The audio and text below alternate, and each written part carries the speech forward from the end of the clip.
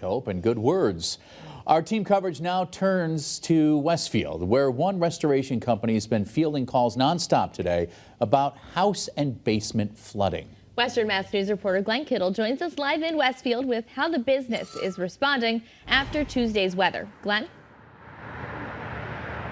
Yeah, Chris, Abby, over at LipTac Emergency Water Removal, their phone has been ringing off the hook with homeowners who need help. Now, we spoke with the president over at LipTac Emergency Water Removal, Corey LipTac. He tells us snow from this past weekend paired with Tuesday's rain and mild January temperatures is only amplifying the amount of water leaking through roofs into people's homes. LipTac also says the way the snow is plowed could redirect the water flow back to the homes.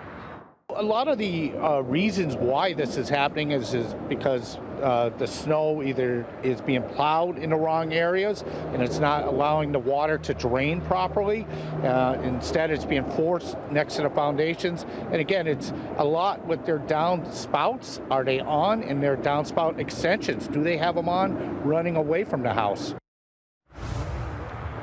Now, LipTac also tells us that removing that water from your home may not always be covered by insurance, meaning it could cost you up to $10,000 to fix the damage. We'll have more on that coming up at 6. Reporting live in Westfield, Glenn Kittle, Western Mass News.